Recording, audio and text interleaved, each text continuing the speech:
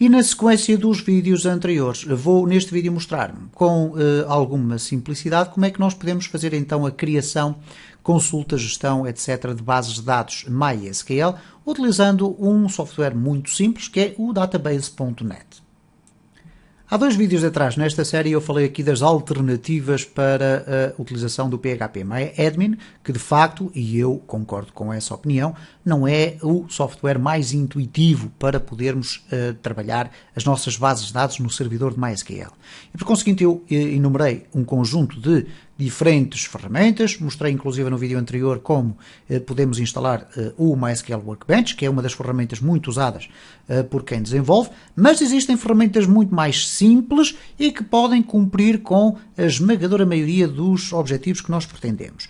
Obviamente que esta ferramenta que eu aqui vou falar, que é o Database 4.exe ou Database.net, não tem o número de funcionalidades que o MySQL Workbench tem, nomeadamente uma funcionalidade que eu gosto bastante no MySQL Workbench, que é o facto de podermos desenhar diagramas das bases de dados e termos dessa forma uma visão muito mais organizada da integridade referencial entre as tabelas. Isto é, quando criamos uma tabela, ou melhor, uma base de dados com tabelas com integridade referencial, portanto, umas que estão relacionadas com as outras, é mais simples nós percebermos como é que as relações estão estabelecidas, olhando para um diagrama.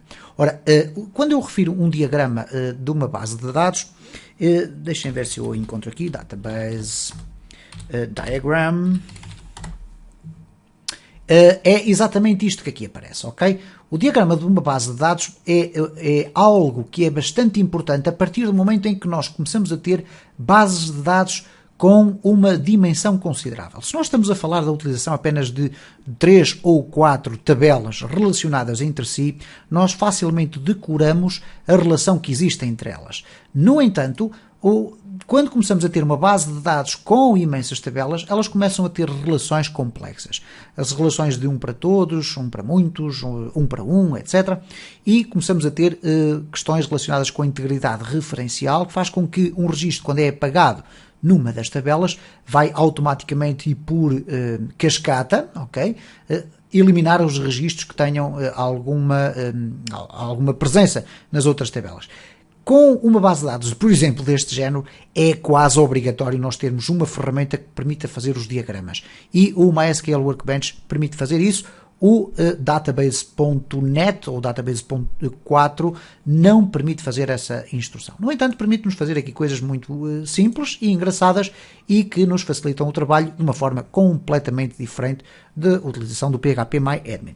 Já mostrei como instalar, não vou mostrar outra vez, basta procurarem por Database 4, ok? Não coloquem database.net porque obviamente o sistema vai interpretar que estão à procura de um website. Quando muito poderão pôr aqui um espaço e clicar assim e então vão encontrar aqui o database espaço.net. Quando clicarem aqui, vão então ter aqui logo de imediato o screenshot do software, ok? Como veem, tem aqui muita informação, não é propriamente um screenshot muito feliz, mas de qualquer das formas vocês têm aqui a versão 32 bits ou a versão 64 bits e que depois já tivemos a ocasião de ver, pode ser instalada também como versão portable.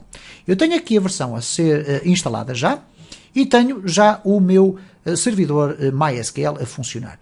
Vão ver que é extremamente simples nós podermos trabalhar com este software. Basta fazer um duplo clique, ele é muito rápido a arrancar, tem aqui na tabela, ou nesta coluna do lado esquerdo, todo o conjunto de sistemas de gestão de base de dados que nós podemos utilizar. Podemos fazer aqui um duplo clique e ele vai esticar. Deste lado aqui, nós vamos ter fundamentalmente 2 tipos de conteúdo. Vamos ter a possibilidade de escrever queries de SQL diretamente e, portanto, comunicar com as bases de dados que estiverem abertas. Ou então vamos ter aqui tabelas ou grelhas com resultados que vão ser apresentados das tabelas ou das bases de dados que nós selecionarmos. Para entrarmos no nosso servidor de MySQL, e relembrando que, neste caso, nós não vamos abrir uma base de dados, nós vamos abrir um servidor que depois dentro de si tem um conjunto de bases de dados guardadas, ok? E por conseguinte o que acontece é o seguinte, nunca esquecer que nós temos que ter aqui o MySQL a funcionar e, portanto, o servidor está ativo. Nós precisamos agora de conseguir ligar-nos a ele. Para nos ligarmos a ele, temos aqui esta opção Connect, onde vamos selecionar qual é a lista de base de dados às quais nós nos queremos ligar. É a mesma lista que aqui está. Neste caso, nós vamos nos conectar com uma base de dados MySQL. E como não existe aqui nenhuma ainda criada, porque depois elas ficam guardadas, isto é, nós vamos agora criar aqui um template para fazer a ligação, podemos considerar assim, nós vamos clicar aqui e vamos aqui a MySQL e vamos criar ou colocar aqui em Create. Podemos inclusive dar aqui um nome, meu servidor MySQL. Não é necessário colocarem, é opcional, mas se o colocarem fica com uma descrição melhor, ok? Até porque poderemos ter dentro deste software uma ligação ao nosso servidor local de MySQL e uma ligação ao servidor que está alojado na web, ok? Depois temos aqui a autenticação, é muito simples. O localhost significa o equivalente ao endereço IP 127.0.0.1, que é o nosso endereço IP local. Portanto, se estivermos a trabalhar no local, é este que nós temos aqui que ter. Temos aqui também a porta 3306, que é a porta normal. MySQL Authentication, temos aqui o root, que é o utilizador que tem as permissões para aceder à nossa base de dados. Não alteramos isso e, portanto, é ele que continua a funcionar. E depois temos aqui a password. Neste caso, o root não tem password. Se tivesse, nós colocaríamos aqui a password. Se fizermos agora aqui um teste, ele vai dizer que o teste foi bem sucedido porque conseguiu estabelecer conexão com o servidor. Se o teste não for bem sucedido, vejam novamente se aqui no painel de controle está a ser executado o servidor. E quando fizermos aqui OK, o que vai acontecer então é que entramos automaticamente dentro do nosso servidor. O nosso servidor tem estas bases de dados. Como podem observar, estas aqui já aparecem com uma cor diferente. Penso que tem a ver exatamente com o facto de nós não as devermos apagar, ok? E eu não aconselho a que apaguem qualquer uma destas que aqui estão. Esta foi uma das bases de dados que nós criámos num dos vídeos anteriores e, como podem observar, a navegação pelas bases de dados é extremamente simples. Nós podemos clicar aqui para desdobrar esta árvore. Temos aqui as tabelas, as views, as procedures e funções. Vamos aqui clicar nas tables, temos a tabela sócios. Se clicarmos aqui, vamos ter as colunas, os índices, as chaves e os triggers. Se nós clicarmos aqui nas colunas, vamos ter a possibilidade logo de ver, inclusive, que tem aqui uma chave primária, que está aqui identificada como PK, que é uma Primary Key. Ok?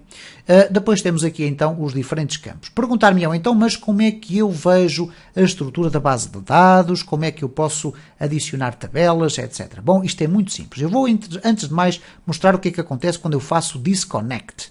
Ok? Eu vou fazer aqui disconnect e, como podem observar, o que acontece é que fica aqui na minha coluna, então esta ligação fica guardada. Sempre que eu fizer aqui um duplo clique, ele automaticamente abre este quadro, eu faço OK e ele entra dentro do meu servidor, desde que ele esteja aqui a correr. Portanto, aqui é muito tranquilo. Neste caso, nós temos uma base de dados clubes, que já tem aqui tabelas. Quando nós queremos ver a estrutura de uma tabela, nós podemos fazer o seguinte. Selecionamos a tabela, clicamos com o botão direito do rato e temos aqui várias opções. Okay? Uma delas diz Open. O Open e o Edit significa abrir a tabela no sentido de nós podermos ver os dados que lá estão ou então editar para inserir dados nessa tabela de uma forma muito simples. Portanto, nós podemos clicar aqui em Edit e, como veem, aqui estão os campos diferentes e nós poderíamos estar aqui a clicar e a colocar os dados manualmente, ok? Não necessitávamos de estar a usar instruções de SQL.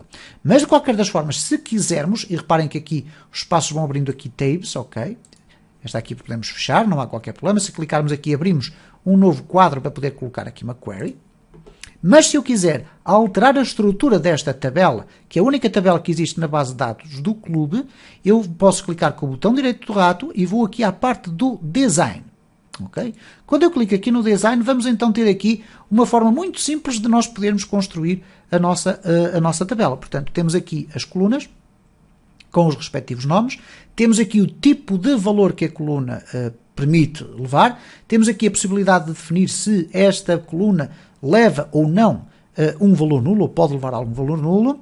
Ok? Depois temos aqui o comprimento dos valores. No caso dos valores inteiros ou datetime não existe comprimento. No caso do varchar, nós podemos definir quanto é.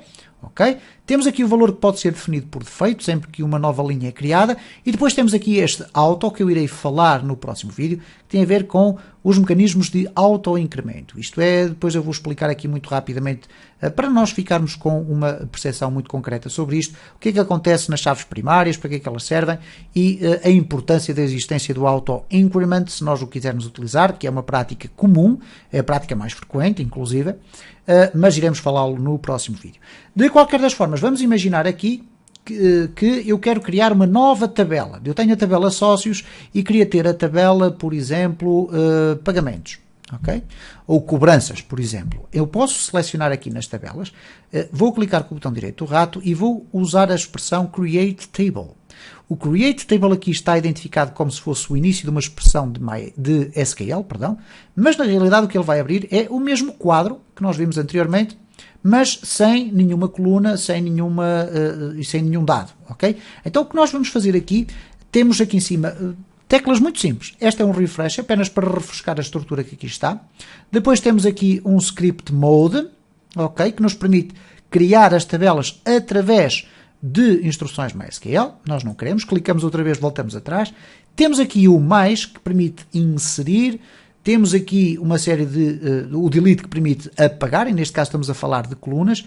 Temos aqui a possibilidade de definir as chaves primárias, chaves estrangeiras ou as constraints, e aqui este é o espaço para nós podermos alterar a ordem das colunas. Ora, como podem observar aqui neste momento, eu tenho depois também aqui a parte do save, que também me vai ser pedida se eu fechar e não fizer as gravações. O que é que eu tenho que fazer a partir do momento em que eu crio uma nova tabela? Eu não tenho aqui ainda definido o nome da tabela, nem eu vou definir agora, mas eu sei que esta minha tabela vai ser a tabela das vendas, vamos lhe chamar vendas, que é mais rápido. Então o que eu vou fazer é simplesmente clicar aqui no mais e vou inserir então a primeira coluna, que normalmente será o ID vendas. Okay? Será um valor inteiro, não será nulo, porque eu vou defini-lo como sendo uma chave primária. Bastará clicar aqui, estando esta linha definida, eu clico aqui e ele automaticamente define como sendo uma chave primária. Como veem, é extremamente simples. A partir daqui, se eu quiser inserir, por exemplo, uma outra linha que diz respeito ao produto que foi vendido, vamos colocá-lo desta maneira para simplificar, eu posso colocar aqui produto, ok? Vamos deixar em varchar. Se eu quiser que o produto tenha, não vou deixar nulo, se eu quiser que o produto tenha, por exemplo, no máximo 50 caracteres, eu vou aqui colocar 50, entre parênteses, ok? Quero adicionar outro, vamos colocar aqui quantidade. Temos aqui então a possibilidade de definir os valores, como veem é extremamente simples, é por isso que eu gosto muito deste software. Vamos aqui definir inteiro, como veem tem aqui os variedíssimos tipos de data types que nós podemos utilizar. Não vamos definir nulo, vamos deixar ficar inteiro e está feito. E finalmente vamos deixar aqui um espaço date time para guardar a informação das vendas. Isto é apenas um exemplo, portanto, data. Não vamos usar a palavra data, mas vamos usar a data venda. Okay?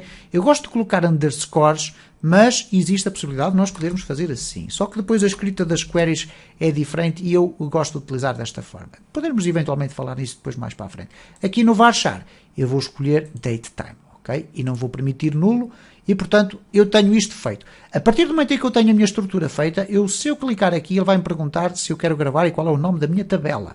Se eu clicar aqui em Save, ele vai apresentar exatamente o mesmo quadro. Se eu fizer agora aqui cancelar, reparem o que é que acontece, eu aqui desliguei, mas porque tinha carregado no Save, ali não gravou. De qualquer das formas, eu vou aqui parar muito rapidamente e vou mostrar o Save. Portanto, eu tenho aqui a minha tabela já feita, como tinha anteriormente, ok? Portanto, cuidado ao clicarem ali e não gravar a tabela. Vamos clicar aqui em Save, vamos dar aqui o nome Vendas, e a partir do momento em que clicamos aqui no OK, ele diz Done, ok? Às vezes aparecem assim estas mensagens que eram absolutamente escusadas, ok? Vamos aqui fechar, podemos continuar aqui a alterar os dados. Reparem que nós temos a possibilidade de mover para cima ou para baixo a ordem das nossas colunas.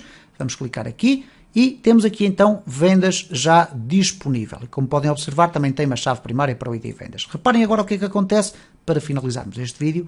Vamos entrar dentro do nosso PHP MyAdmin. Ok. Como podem ver, temos aqui então o nosso clube.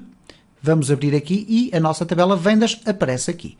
Como é óbvio, se nós clicarmos aqui na estrutura, vai aparecer também com a mesma designação, mas é óbvio, como já tive também a oportunidade de dizer no início deste vídeo, é extremamente menos intuitivo de utilizar o PHP MyAdmin. Mas eu volto a sublinhar que é importante pelo menos ter uma percepção geral da forma como funciona, porque o PHP MyAdmin às vezes pode ser mesmo útil. Se gostou deste vídeo, deixe o seu like, subscreva o canal, partilhe nas redes sociais e deixe ficar o seu comentário. Todas as sugestões e informações complementares são sempre bem-vindas.